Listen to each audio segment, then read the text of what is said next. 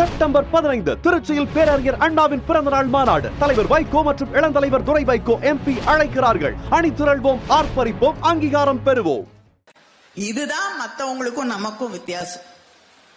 அதனாலதான் இன்னைக்கு தமிழ்நாட்டுல யாரும் போய் யார கேட்டாலும் சொல்லு, நீ யார வேணாலும், இங்க குழந்தைங்க நிறைய பேர் இருக்காங்க.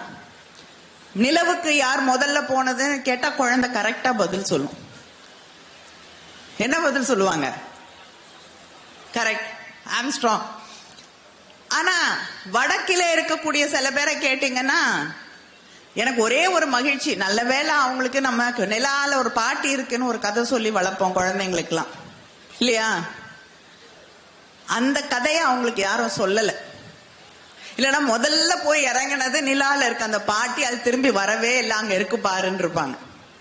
இப்ப ஹனுமன் தான் முதலிலே நிலாவுக்கு போனவர் என்று கதை சொல்லி கொண்டிருக்க கூடியவர்கள் இந்த தமிழ்நாட்டிலே தலைவர்களாக இல்லை.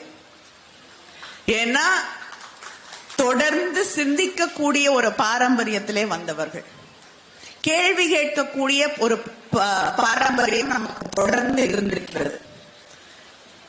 மத நம்பிக்கை இருந்தது. நாம் அரசர்களை போற்றினோம், மதித்தோம், புகழ்ந்தோம், யாரும் மறுக்க முடியாது. ஆனா அதே நேரத்திலே தமிழ்நாட்டிலே எதுவாக இருந்தாலும் அதை எதிர்த்த கலக குரல்கள் தொடர்ந்து இருந்து கொண்டிருந்திருக்கிறது. இதே மதுரையில் தான் கண்ணகி ஒரு அரசனை எதிர்த்து கேள்வி கேட்டாள். வேற எங்கேயாவது ஒரு பெண் நீதிக்காக ஒரு அரசனை பார்த்து கேள்வி கேட்டு முட்டாள் அரசனே என்று அவனை பார்த்து அழைக்க முடியுமா? வேற எங்கேயாவது உலக இலக்கியங்கள்ல படிச்சிருக்கோமா? இல்லை.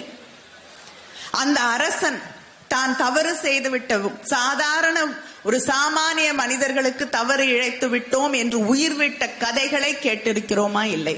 புராணமாக இருக்கட்டும்,